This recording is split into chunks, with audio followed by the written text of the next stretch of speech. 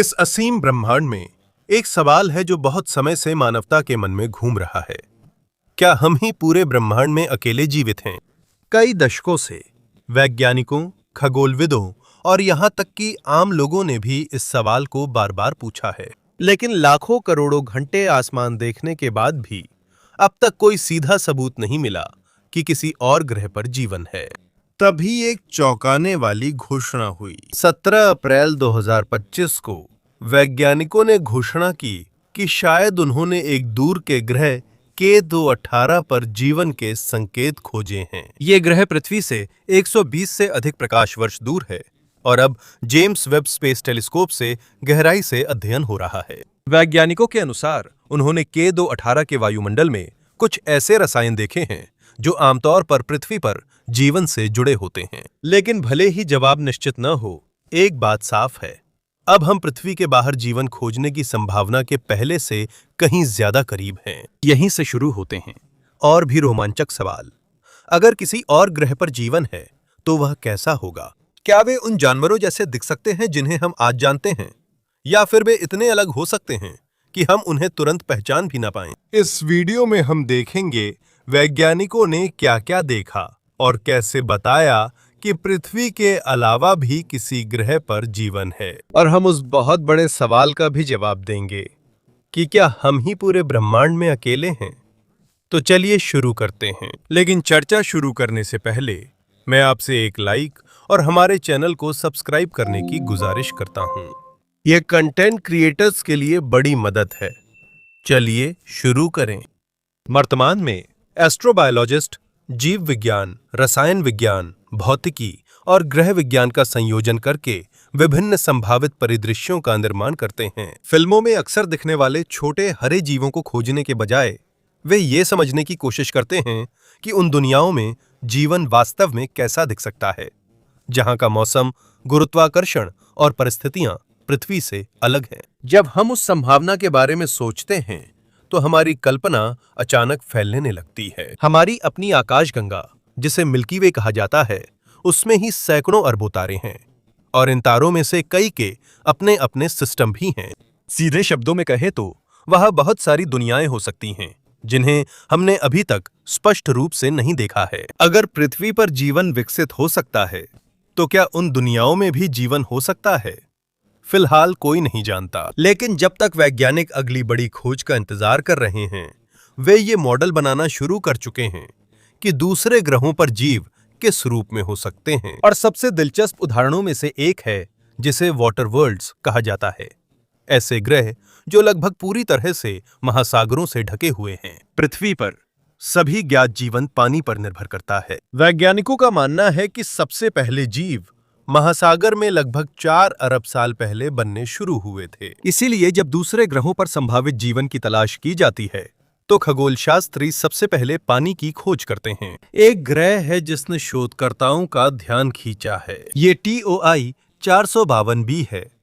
यह एक एक्सोप्लैनेट है जो पृथ्वी से लगभग 100 प्रकाश वर्ष दूर स्थित है। अध्ययनों के अनुसार यह हमारे ग्रह से बड़ा है और इसमें बहुत अधिक मात्रा में पानी हो सकता है। वास्तव में कुछ मॉडल यह दिखाते हैं कि इसमें पृथ्वी की तुलना में हजारों गुना ज्यादा पानी हो सकता है। अगर ये पूर्वानुमान सही हैं, तो संभव है कि उस ग्रह की पूरी सतह एक विशाल महासागर से ढकी हुई हो। अगर वह जीवन है तो शायद वह पानी के नीचे शुरू हुआ होगा, लेकिन इसका मतलब ये नहीं कि वे मछलियों, व्हेल या शार्क जैसे होंगे। फिर भी जीव विज्ञान में एक महत्वपूर्ण सिद्धांत है जो हमें सुराग दे सकता है, जिसे अभिसारी विकास कहते हैं। यह प्रक्रिया है जिसमें अलग-अलग जीव एक जैसी आकृति प्राप्त करते हैं क्योंकि वे समान पर्यावरणीय परिस्थितियों में रहते हैं। उदाहरण के लिए शार्क, डॉल्फिन और कुछ प्राचीन समुद्री सरीसृप, वे आपस में रिश्तेदार नहीं हैं, लेकिन क्योंकि वे सभी पानी में रहते थे, उनकी आकृति लगभग एक जैसी है। लंबा शरीर, आगे से पतला, और वे पानी में तेजी से तैरने के लिए अनुकूलित हैं।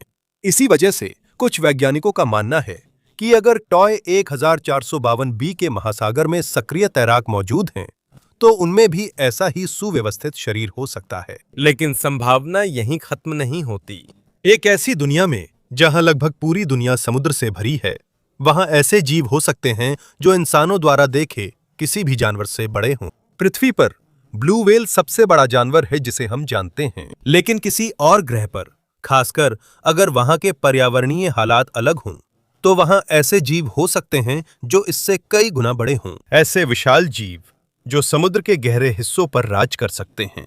ऐसे जीव जो हमारी नजर में साइंस फिक्शन के राक्षसों जैसे लगेंगे, लेकिन अपने संसार में वे पारिस्थितिकी तंत्र का हिस्सा होंगे। जैसे जैसे हम कल्पना और विज्ञान में गहराई तक जाते हैं, हमें एहसास होता है कि ब्रह्मांड में जीवन का हमारा ज्ञान कितना सीमित है, क्योंकि सबसे अनोखे जीव शायद फिल्मों में नहीं, बल्कि उन दुनियाओं में मिलेंगे जहां हम अभी तक नहीं पहुंचे हैं। लेकिन महासागर की सतह पर विशाल जीवों की संभावना से जुड़ा एक और चौंकाने वाला सवाल भी उठता है।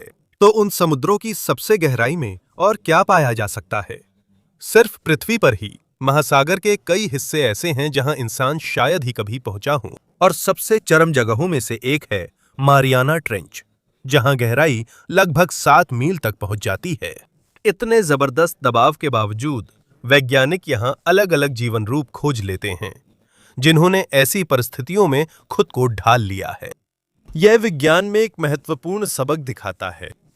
प्रकृति दिखाती है कि जीवन ऐसे स्थानों पर भी जीवित रह सकता है जो रहने के लिए असंभव से लगते हैं। इसलिए अगर कहीं पृथ्वी के महासागरों से गहरे महासागर हैं, तो वहां ऐसे जीव भी हो सकते हैं जिनका जीवन जीने का अनोखा तरीका हो। अगर TOI 1452 b का महासागर वाकई इतना विशाल है जैसा कि कुछ ग्रहों के मॉडल दिखाते हैं, तो इसकी सबसे गहरी जगहों में रहने वाले जीवों का रूप शायद बिल्कुल अलग हो सकता है। इस जगह पर दबाव इतना ज्यादा है कि यहाँ कठोर हड्डियों या मोटे खोल वाले जानवरों के लिए जीवित रहना मुश्किल है, जैसे कि हम पृथ्वी पर बहुत से जीवों में देखते हैं।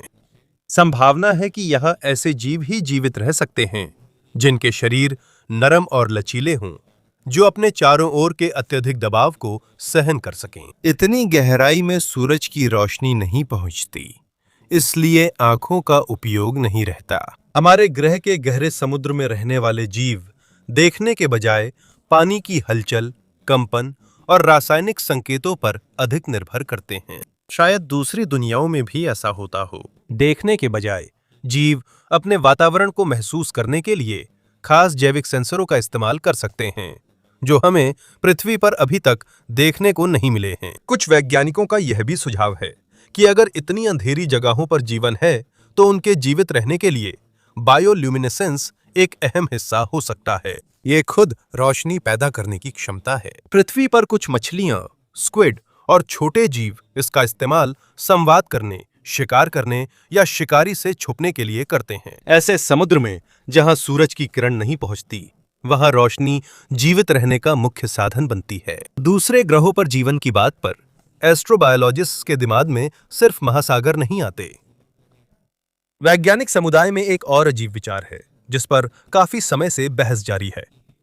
क्या होगा अगर जीवन ना तो जमीन पर रहता है और ना ही पानी में? क्या होगा अगर पूरा इकोसिस्टम सिर्फ बादलों में तैरता रहे? 1976 में खगोल शास्त्री कार्ल सैगन और भौतिक विज्ञानी एडविन साल्क सैल्पेटर ने एक दिलचस्प संभावना का सुझाव दिया। उनके अध्ययन के अनुसार गैस जायंट ग्रहों के वायुमंडल में कुछ हिस्से न बहुत गर्म होते हैं, न बहुत ठंडे। इसलिए वहां ऐसी परिस्थितियां हो सकती हैं जो जीवन का समर्थन करें, पर एलियन जीवन नहीं मिला है। यह सिर्फ एक वैज्ञानिक परिकल्पना है। इसका मतलब है कि जीवन केवल पृथ्वी जैसे ग्रहों पर ही नहीं, बल्कि अन्य प्रकार के ग्रहों पर भी हो सकता है। इसके बावजूद जब हम ग्रह शब्द सुनते हैं, तो आमतौर पर हमारे दिमाग में जमीन, पहाड़, महासागर और आकाश की छवि आती है। लेकिन गैस जायंट ग्रह लगभग पूरी तरह से घने बादलों और गैस से बने होते हैं। वहां चलने के लिए कोई ठोस सतह नहीं होती, कोई महाद्वीप नहीं होते, कोई जंगल नहीं होते, और वहां पृथ्वी जैसे महासागर नहीं हो सकते। अब भी, फिर भी उनके वायुमंडल के ऊपरी हिस्सों में कुछ ऐसे स्थान हैं जहां की स्थिति ग्रह के निचले हिस्सों की तुलना में उतनी कठोर नहीं है। यही संभावित हवाई पारिस्थितिकी तंत्रों के सिद्धांत आते हैं। अगर ऐसे किसी दुनिया में जीवन है, तो हो सकता है कि वो ना तो चलता हो और ना ही तैरता हो। इसके बजाय वो जीवन भर हवा में तैरता रहता होगा। वैज्ञानिकों द्वारा सुझाए गए कुछ मॉडलों में ऐसे जीवों का वर्णन किया गया है जो सही ऊंचाई पर बने रहने के लिए हल्के गैस का उपयोग करते हैं। यह एयरशिप जैसा है, लेकिन ये पंखों की जगह ऊंचाई नियंत्रित कर सकते हैं। अपने शरीर के अंदर गैस की संरचना बदलकर और पौधे या जानवर खाने के बजाय वे सीधे अपने तारे की रोशनी से या वातावरण में मौजूद रसायनों से ऊर्जा प्राप्त कर सकते हैं। इस बिंदु पर हम विज्ञान और वैज्ञानिक कल्पना की सीमा में प्रवेश कर रहे हैं, क्योंकि अभी तक ऐसे किसी भी जीव का कोई प्रमाण नहीं मिला है। लेकिन सबसे जरूरी बात यह नहीं है कि इन मॉडलों का हर विवरण सही है या नहीं। जरूरी यह है कि ये दिखाते हैं कि ब्रह्मांड में जीवन की संभावनाएं कितनी व्यापक हैं। शायद हमारी सबसे बड़ी गलती ये मान लेना है कि हर जीवन को हमारे जीवन जैसा ही होना चाहिए, क्योंकि जैसे जैसे हम अपने सौर मंडल के बाहर और अधिक ग्रहों के बारे में जान रहे हैं, एक सच्चाई और भी स्पष्ट होती जा रही है। ब्रह्मांड पहले इंसान की सोच से कहीं अधिक अजीब, विशाल और संभावनाओं से भरा है। फिर भी एक बात है जिसे प्रकृति बार बार साबित करती है, जीवन सबसे कठिन परिस्थितियों में भी खुद को ढाल सकता है। पृथ्वी पर ऐसे जीव हैं जो जमी हुई अंटार्कटिका में, समुद्र के नीचे उबलते वाइट्रोथर्मल वेंट्स में और यहां तक कि उन जगहों पर भी रहते हैं जहां लगभग ऑक्सीजन नहीं है। इसी वजह से कई वैज्ञानिक मानते हैं कि किसी ग्रह का आरामदायक होना यह तय करने के लिए पर्याप्त आधार नहीं है कि वहां जीवन हो सकता है या नहीं। अक्सर मुख्य सवाल ये नहीं होता कि वहां जीवन है या नहीं, बल्कि किस तरह का जीवन बन सकता है, खासकर कठिन हालात में। इसका एक अच्छा उदाहरण वे ग्रह हैं जिन्हें सुपर अर्थ्स कहा जाता है। ये वे ग्रह हैं जो पृथ्वी से बड़े और भारी होते हैं, लेकिन गैस जायंट जैसे बृहस्पति जितने बड़े नहीं होते। खगोलविदों के अनुसार इस समूह में से एक उम्मीदवार LHS 1140b है, जो एक एक्सोप्लैनेट है और हमारे ग्रह से लगभग 49 प्रकाश वर्ष दूर है। हालांकि इसके बारे में बहुत कुछ पता नहीं, लेकिन ग्रहों के मॉडल से साफ है कि इसकी ग्रेविटी पृथ्वी से ज्यादा मजबूत है और जीवन में ग्रेविटी बड़ा कारक है। यह पृथ्वी पर हम इसे शायद ही महसूस करते हैं, क्योंकि हम बचपन से ही इसके आदी हैं। लेकिन सोचिए, अगर हर कदम पर आपके शरीर पर जैसे कोई अतिरिक्त भारी बोझ हो, ऐसी दुनिया में हर एक हरकत के लिए ज्यादा ऊर्जा खर्च करनी पड़ेगी। इसी वजह से संभव है कि विकास, एवोल्यूशन की दिशा भी अलग हो जाए। यह तेजी से ज्यादा मजबूती को अहमियत दी जाती है। ऐसे ग्रह पर छोटे, भारी और मजबूत जीवों के जीवित रहने की संभावना अधिक होगी। ये इसलिए नहीं कि प्रकृति को ऐसा डिजाइन पसंद है, बल्कि क्योंकि अधिक गुरुत्वाकर्षण में जीवित रहने का यही सबसे असरदार तरीका है। अगर ऐसे ग्रह पर जानवर हुए भी, तो वे शायद पृथ्वी के तेज शिकारी जीवों जैसे न दिखें। इसके बजाय वे शायद उन जीवों की तरह होंगे जो ऊर्जा बचाने पर ध्यान देते हैं, धीमे, सतर्क और जीवित रहने में बेहद माहिर। ये और भी दिलचस्प हो जाएगा अगर इसमें ठंडा मौसम जोड़ दिया जाए। पृथ्वी पर जब तापमान गिरता है तो कई जैविक प्रक्रियाएं भी धीमी हो जाती हैं। कुछ जानवर सर्दियों में सुप्तावस्था में चले जाते हैं, जबकि कुछ ठंड से बचने को मोटी सुरक्षात्मक परत विकसित कर लेते हैं। जबरदस्त गुरुत्वाकर्षण और ठंड में ऐसे जीव बन सकते हैं जो जरूरत पड़ने पर ही हिलते डुलते हों। हर हरकत, हर कैलोरी और हर गलती मायने रखती है, क्योंकि ये कीमती ऊर्जा की हानि कर सकती हैं। ऐसी दुनिया में सबसे बड़ा फायदा ताकत या रफ्तार नहीं, बल्कि धैर्य हो सकता है। लेकिन हर ग्रह पर इतनी ज्यादा गुरुत्वाकर्षण शक्ति नहीं होती।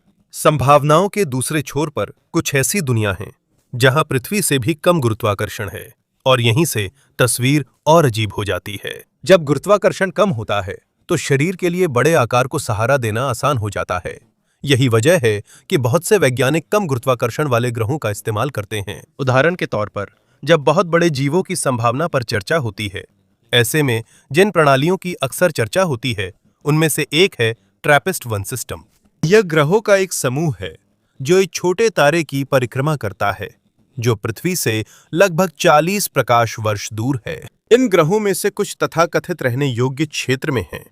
वो क्षेत्र जहां ग्रह की अन्य परिस्थितियों पर निर्भर करते हुए तरल पानी बना रह सकता है।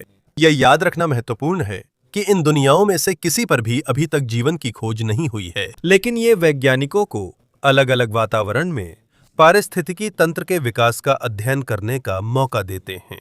एक ऐसी दुनिया में जहां गुरुत्वाकर्षण कमजोर है, जीवों को नीचे खींचने वाली ताकत भी कम होती है। इस वजह से पौधों के लिए पृथ्वी पर दिखने वाले पौधों से भी ज्यादा ऊंचे होने की संभावना बढ़ जाती है और ऐसे उड़ने वाले जीव भी हो सकते हैं जो आज हम जिन पक्षियों को जानते हैं उनसे कहीं बड़े हों। यदि भोजन और विकास के लिए पर्याप्त समय मिले तो ऐसे जानवर भी आ सकते हैं जो पृथ्वी के अधिकतर प्रागैतिहासिक जीवों से बड़े हों। ये भविष्यवाणी या प्रमाण नहीं, बल्कि एस्ट्रोबायोलॉजी में अध्ययन की जाने वाली वैज्ञानिक संभावना है। यही बातचीत और रोचक हो जाती है, क्योंकि जैसे जैसे हम अधिक एक्सोप्लैनेट्स खोजते हैं, जीवन के संभावित घर भी बढ़ते हैं। कुछ दुनिया ऐसी हैं जो पूरी तरह पानी से भरी हैं, कुछ दुनिया पूरी तरह बादलों और गैस से बनी हैं, कुछ दुनिया ऐसी हैं जहां गुरुत्वाकर्षण बहुत ज्यादा है, और कुछ दुनिया ऐसी भी हो सकती हैं जहां पृथ्वी से भी हल्का महसूस हो। हर नए ग्रह की खोज के साथ हमारे समझ में भी एक साधारण सच्चाई का विस्तार होता है। संभव है कि ब्रह्मांड में जीवन एक ही डिजाइन का पालन नहीं करता हो। अब तक जितना भी जीवन हम जानते हैं उसका एक ही बड़ा आधार है और वो है कार्बन। मानव शरीर में, पौधों में, जानवरों में, बैक्टीरिया में और विज्ञान द्वारा अध्ययन किए गए लगभग सभी जीवों में कार्बन सबसे महत्वपूर्ण बिल्डिंग ब्लॉक्स में से एक है। यही वह तत्व है जो डीएनए, प्रोटीन, वसा, कार्बोहाइड्रेट और जीवन के लिए जरूरी कई जटिल अणुओं के निर्माण में मदद करता है। लेकिन यहीं से एक सवाल और उठता है, क्या होगा अगर किसी और ग्रह पर जीवन कार्बन आधारित न हो? क्या होगा अगर ब्रह्मांड में कोई ऐसी दुनिया हो जहां जीव हमारे जैसे मांस, खून, त्वचा या कोशिकाओं से नहीं बने हों? विज्ञान में यह पुष्टि हुआ तथ्य नहीं है। हमने अभी तक सिलिकॉन आधारित जीवन या किसी भी प्रकार का गैर कार्बन आधारित जीवन नहीं खोजा है, लेकिन इसे एक संभावना के रूप में अध्ययन किया जा रहा है। कुछ वैज्ञानिक मानते हैं कि ब्रह्मांड की विशालता को देखते हुए जीवन की परिभाषा सिर्फ पृथ्वी तक सीमित नहीं होनी चाहिए। अक्सर चर्चा होने वाला एक तत्व सिलिकॉन है, जो आवर्त सारणी में कार्बन के पास है और जटिल संरचनाएं बना सकता है। इसी कारण यह विषय टैबलॉइड्स, एस्ट्रोबायोलॉजी और साइंस फिक्शन में पसंदीदा बन गया है। लेकिन इसे स्पष्ट करना जरूरी है। इसका मतलब ये नहीं कि सिलिकॉन आधारित जीवन आसानी से बन सकता है। पृथ्वी पर जीवन के लिए कार्बन ज्यादा लचीला और उपयोगी है। यह लंबे चेन और स्थिर अणु बनाने में ज्यादा सक्षम है, जो जैविक प्रणालियों के लिए जरूरी होते हैं। अगर किसी दूसरी दुनिया में सिलिकॉन आधारित जीवन है, तो वो हमारी जानी पहचानी चीजों से बहुत अलग होगा। कल्पना कीजिए एक ग्रह की, जैसे केपलर 16। नासा के अनुसार यह एक एक्सोप्लैनेट है जो पृथ्वी से बड़ा है और अपने तारे के रहने योग्य क्षेत्र में स्थित है। ये अभी तक पता नहीं है कि वहां जीवन है या नहीं, और यह भी पुष्टि नहीं हुई है कि वहां की सतह की असली स्थिति क्या है। लेकिन एक विचार प्रयोग के रूप में यह हमें पृथ्वी जैसे जीवन से आगे सोचने के लिए प्रेरित करता है। अगर किसी ग्रह की रसायन शास्त्र, दबाव, तापमान और उपलब्ध सामग्री अलग है, तो वहां का जीवन संभवतः उनका उपयोग नहीं करता होगा। ये हिलता डुलता, खाता या बढ़ता फैलता हमारे लिए परिचित तरीके से नहीं होगा। हो सकता है कोई जीव पत्थर जैसा दिखे, हो सकता है उसका शरीर क्रिस्टल जैसा हो सकता है इसकी गति इतनी धीमी हो कि इंसानी आंखों को ये निर्जीव लगे। ये ना तो जानवर है, ना ही पौधा, ना ही बैक्टीरिया, लेकिन अपनी ही दुनिया में इसका ऊर्जा प्राप्त करने, संरचना बनाने और अपने पैटर्न को अगली पीढ़ी तक पहुंचाने का अपना तरीका हो सकता है। डीएनए के बजाय इसमें जानकारी संचित करने की कोई और प्रणाली हो सकती है, पर हमें नहीं पता कि यह प्रकृति में संभव है या नहीं। कुछ परिकल्पनाएं मानती हैं कि जानकारी को परमाणुओं की व्यवस्था, चार्ज या दोहराए गए क्रिस्टल संरचनाओं में इनकोड किया जा सकता है। अगर ऐसा है तो प्रजनन जन्म या कोशिका विभाजन जैसा नहीं होगा। यह एक पैटर्न के धीरे धीरे बढ़ने जैसा होगा, जैसे कोई क्रिस्टल फैलता है, जैसे कोई पत्थर धीरे धीरे अपनी ही एक प्रति बनाता है। और अगर आसपास के तापमान, दबाव या सामग्री में बदलाव हो तो उसमें विविधता आ सकती है। पृथ्वी पर हम आनुवंशिक कोड में बदलाव को म्यूटेशन कहते हैं। ऐसे किसी एलियन सिस्टम में म्यूटेशन संरचना के बढ़ने में साधारण सी गलती हो सकती है। आकार में छोटा सा बदलाव, अलग मोटाई, अलग पैटर्न, पर्यावरण में अलग प्रतिक्रिया, और यहीं से प्राकृतिक चयन शुरू होता है।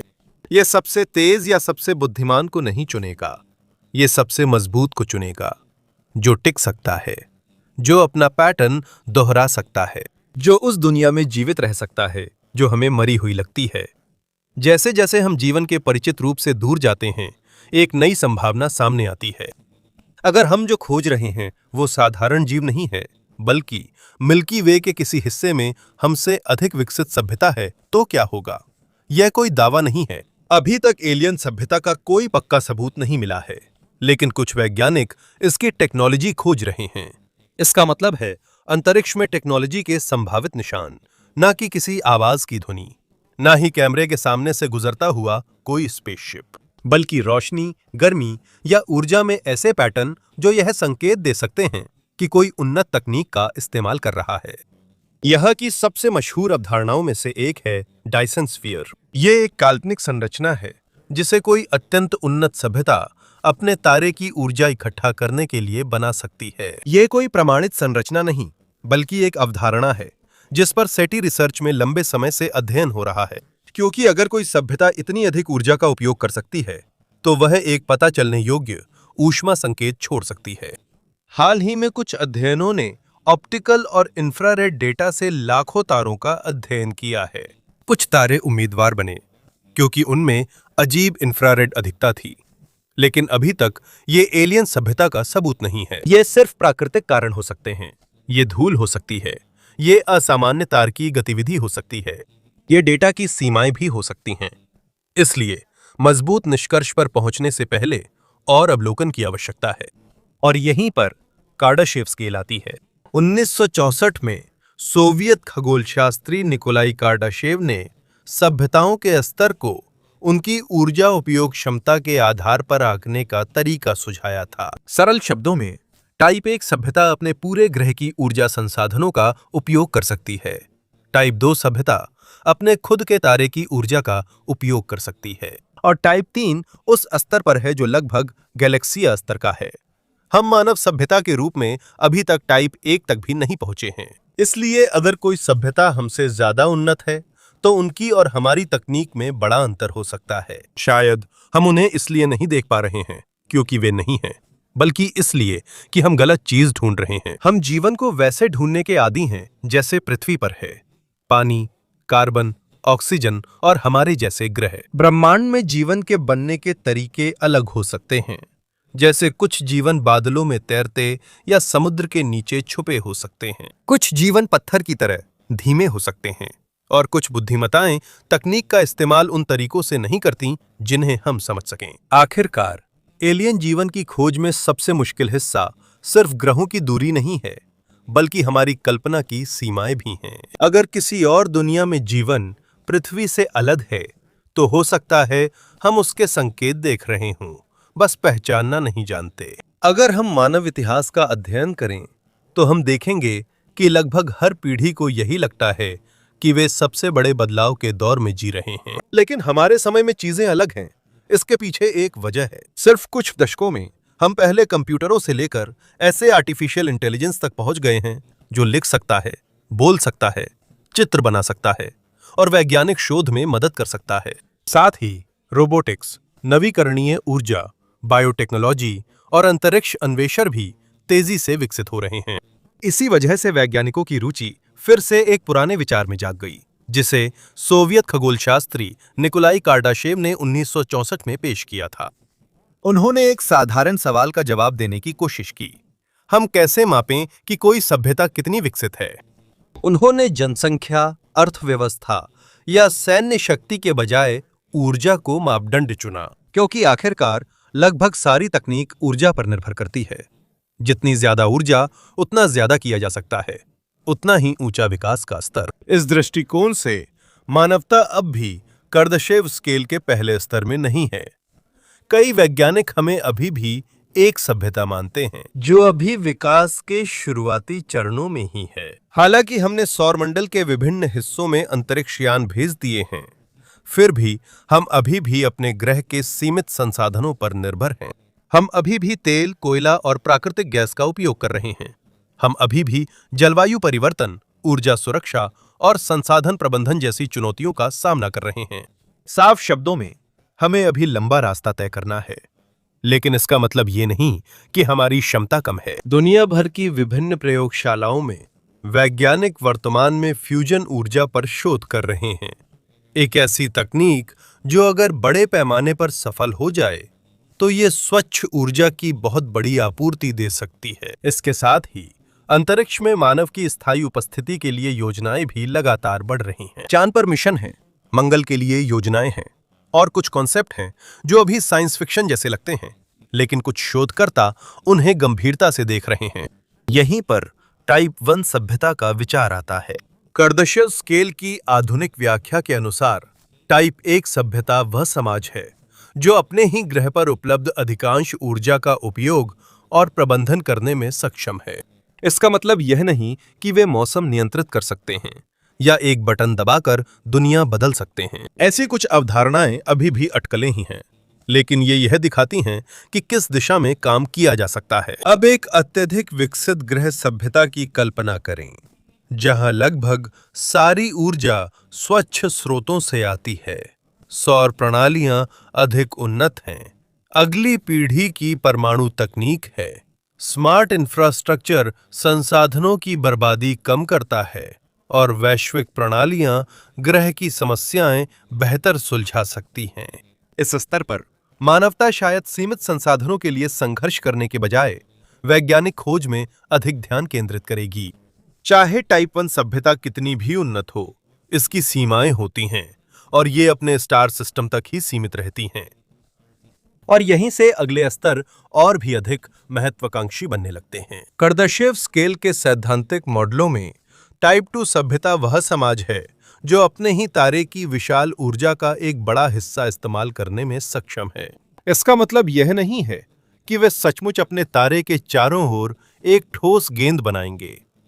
असल में कई वैज्ञानिक मानते हैं कि ऐसा डिजाइन व्यवहारिक नहीं है। डायसन स्वॉर्म की अवधारणा ज्यादा चर्चा में है, जिसमें ऊर्जा एकत्र करने वाले कई उपग्रह या संरचनाएं तारे के चारों ओर घूमकर उसकी ऊर्जा का हिस्सा प्राप्त करती हैं। यह याद रखना महत्वपूर्ण है कि अभी तक कोई डायसन स्वॉर्म नहीं मिला है। वर्तमान में कोई भी एलियन मेगास्ट्रक्चर की पुष्टि नहीं हुई है, लेकिन खगोल शास्त्री इसे ऐसी इंजीनियरिंग का उदाहरण मानते हैं जो कोई बहुत उन्नत सभ्यता कर सकती है। अगर कोई समाज इस स्तर तक पहुंच जाता है तो उनकी ऊर्जा के प्रति सोच बदल जाएगी। आज पूरी दुनिया द्वारा उपयोग की जाने वाली ऊर्जा एक साधारण तारे से निकलने वाली ऊर्जा की तुलना में बहुत ही छोटी होगी, और उस बिंदु पर वे चीजें जो आज असंभव लगती हैं संभव हो सकती हैं। बहुत बड़े अंतरिक्ष आवास, तेज यात्रा, ग्रहों के बीच, और शायद पहली गंभीर कोशिशें दूसरे तारों तक पहुंचने की। हमें नहीं पता कि कोई सभ्यता इस स्तर तक पहुंची है या नहीं। हमें यह भी नहीं पता कि क्या यह व्यवहारिक इंजीनियरिंग में सच में संभव है। जैसे जैसे हम आकाश की ओर देखते हैं और नए एक्सोप्लैनेट्स खोजते हैं, एक बात और स्पष्ट होती जा रही है। वर्तमान मानवता शायद एक बहुत लंबी कहानी की बस शुरुआत में ही है। एक ऐसी कहानी जो एक दिन पृथ्वी से भी आगे जा सकती है, सौर मंडल से भी आगे, और शायद उन सीमाओं से भी आगे जिन्हें हम आज असंभव मानते हैं। सुपर एडवांस्ड एलियन सभ्यताओं के सभी सिद्धांतों के बावजूद एक अहम सवाल अक्सर नजरअंदाज होता है। अगर हमसे कई मिलियन साल आगे सभ्यताएं हैं तो उनका कोई स्पष्ट सबूत हमें अब तक क्यों नहीं मिला? ये खगोल विज्ञान की एक प्रसिद्ध पहेली फर्मी पैराडॉक्स का केंद्र है। सरल शब्दों में इसका सवाल यह है, अगर ब्रह्मांड इतना विशाल है और जीवन के लिए अनगिनत ग्रह मौजूद हैं, तो वे सब कहाँ हैं? नासा के अनुसार पिछले दशकों में हजारों एक्सोप्लैनेट्स खोजे गए हैं। खगोलविदों के अनुसार सिर्फ मिल्की वे में सैकड़ों मिलियन संभावित रहने योग्य दुनिया हो सकती हैं। अगर ऐसा है तो एलियन सभ्यता का स्पष्ट संकेत क्यों नहीं मिला? इसके कई संभावित जवाब हो सकते हैं। हो सकता है वे बहुत दूर हों, हो सकता है वे बहुत ही दुर्लभ हों, या फिर हो सकता है कि हमारा खोजने का तरीका ही गलत हो। कई वर्षों तक पृथ्वी पर बुद्धिमत्ता की खोज के अधिकांश प्रोजेक्ट्स रेडियो सिग्नल्स पर केंद्रित रहे हैं। समस्या यह है कि शायद हम ऐसी तकनीक इस्तेमाल कर रहे हैं जिसे कोई उन्नत सभ्यता अब नहीं अपनाती। इसे ऐसे समझें, अगर कोई आज का व्यक्ति स्मार्टफोन से मध्य युग के व्यक्ति से बात करे तो सामने वाले को सिग्नल समझना असंभव होगा। संभव है अंतरिक्ष में हमारी स्थिति भी ऐसी हो। शायद कई संकेत हमारे पास से गुजर रहे हैं, पर हम उन्हें संदेश नहीं समझ पा रहे। इसी कारण वैज्ञानिकों की खोज अब धीरे धीरे और व्यापक हो रही है। वे अब केवल संचार नहीं तलाश रहे हैं, वे अब विशाल इंजीनियरिंग परियोजनाओं के निशान, अत्यधिक ऊर्जा के उपयोग के संकेत और कुछ अजीब खगोलीय घटनाओं की भी तलाश कर रहे हैं, जिनका स्रोत कृत्रिम हो सकता है। अभी तक कोई पुष्टि किए गए सबूत नहीं मिले हैं। पहले कुछ मौके आए जब शोधकर्ताओं ने संभावित एलियन सिग्नल मिलने की सोची थी, लेकिन जांच में पता चला कि वे सिर्फ प्राकृतिक घटनाएं थीं या सिग्नल पृथ्वी से ही आए थे। यह दिखाता है कि असली असामान्यता को साधारण खगोलीय घटनाओं से अलग करना कितना मुश्किल है। कुछ विचार ये भी कहते हैं कि शायद उन्नत सभ्यताएं जानबूझकर छुप रही हैं। अगर उनकी तकनीक इतनी उन्नत है कि वे ऊर्जा नियंत्रित कर सकते हैं, तो शायद वे खुद को खोजे जाने से भी बचा सकते हैं। बिल्कुल, ये सब अभी सिर्फ एक अनुमान है। कोई सबूत नहीं है जो ये साबित करता हो कि कोई एलियन सभ्यता जानबूझकर छुप रही है। लेकिन यह दिखाता है कि जब हम पृथ्वी के बाहर जीवन की बात करते हैं तो कितनी सारी संभावनाओं पर विचार करना पड़ता है। एक और दिलचस्प संभावना है, क्या होगा अगर हम तकनीक में पीछे नहीं हैं? क्या होगा अगर हम समय में पीछे हैं? कुछ वैज्ञानिक मॉडल सुझाव देते हैं कि ब्रह्मांड के इतिहास में ऐसे समय हो सकते हैं जब बुद्धिमान जीवन के उभरने के लिए वर्तमान की तुलना में अधिक अनुकूल परिस्थितियां थीं। अगर वे मॉडल सही हैं, तो यह संभव है कि पृथ्वी के बनने से पहले ही कुछ सभ्यताएं उभरीं और गायब हो गईं। या फिर हो सकता है कि कुछ सभ्यताएं अभी तक शुरू ही नहीं हुई हैं और वे उन दुनियाओं में उभरेंगी जो अभी बन रही हैं। ब्रह्मांड के इतने विशाल समयमान में पूरी मानव इतिहास बस एक पलक झपकने जितना ही है, और शायद यही खगोल शास्त्र की सबसे महत्वपूर्ण बातें में से एक है।